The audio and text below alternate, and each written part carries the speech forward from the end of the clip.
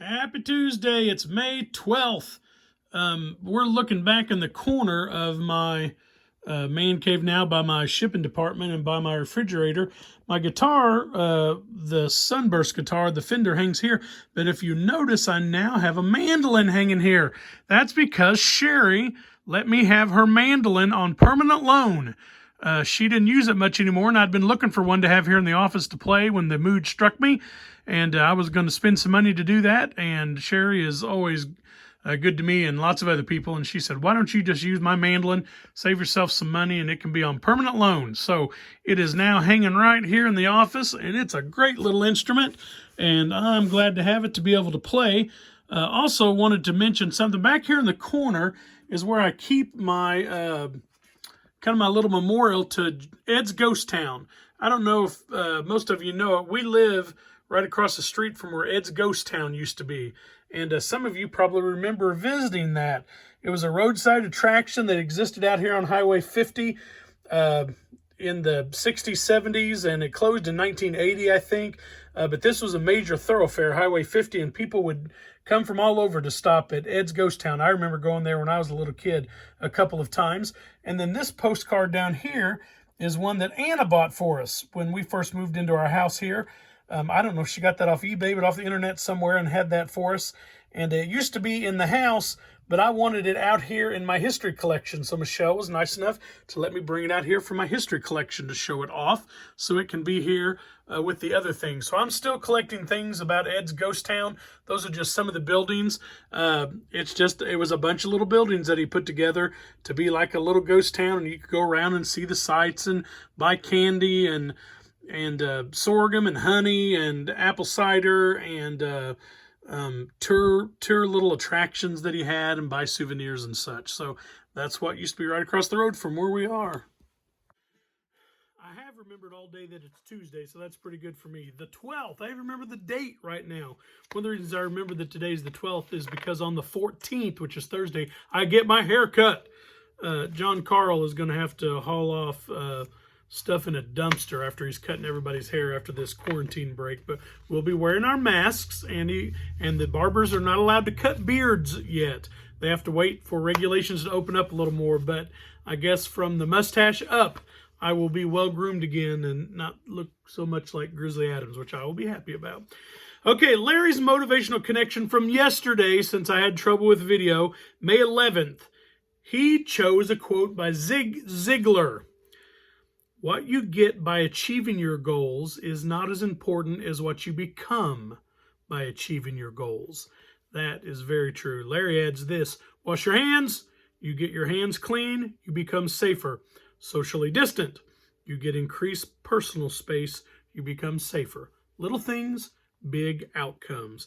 That is the truth. And Zig Ziglar and Larry were right. What you get by achieving goals is far less than what you become by achieving your goals. That's great. All right, I'm going to play Cher's mandolin. I'm going to play a song that I played before in the Sweet By and By, because you'll enjoy singing along. I'm just going to play it in G, but that'll give you a chance to hear this nice little instrument that she has given me on permanent loan. It's a good sounding little instrument. This just has G, C, and D. There's a land that is fairer than day, and by faith we can see the far, for the Father waits over the way to prepare us a dwelling place there. In the sweet by and by, we shall meet on that beautiful shore. In the sweet by and by.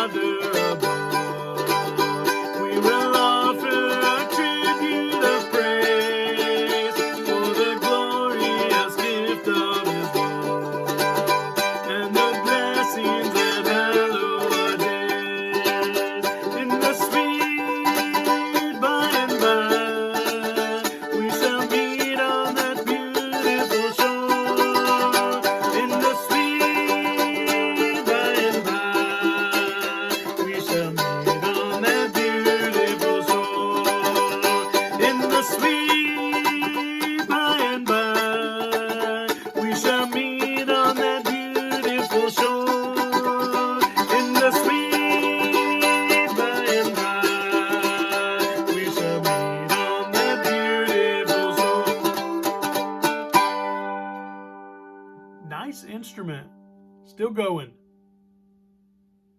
Nice ring to it. Thank you, Sherry. That's going to be a fun little instrument. I messed up there in the middle of that. It's hard when you're doing your chop chords to get used to how they action. That's the height of the strings kind of feels on different instruments. I'm still getting used to this one. All right, Tuesday, May 12th, Larry's motivational connection for today. He quotes Shakespeare, who may or may not have been Francis Bacon or some other ghostwriter, but we will assume it's Shakespeare for today. Larry says this. Or Shakespeare says this: when words fail, music speaks. Truth. Very much the truth. Larry adds this: no fail. Hum a tune while washing your hands. Stay healthy and safe. Very good words of advice on Tuesday, May 12th from Larry. Okay, I've been talking with friends, Becky and Sally and Christina and Larry and some other folks about making some videos on an app called Acapella, where you can sing and harmonize with yourself, and then also you can collaborate with other friends. It doesn't have to be just Acapella. You can do instrumental stuff, but I'm trying to learn how to use this app. So you're going to get your first sample today of me singing harmony with myself on the Acapella app. I did 30 seconds, one verse of Be Thou My Vision, and 3-part harmony. I didn't add a bass part. Just kind of testing it out. You can download the app and do 30-second clips for free. After that, you have to start paying a fee. That's like $50 a year. I don't know if it's worth it yet or not, but I'm going to tag that song here on the end of this video, so you get to hear my first attempt at this acapella app of singing with myself. So you can let me know what you think about that later, and I'll give it some other tries. So have a good evening and enjoy this next song.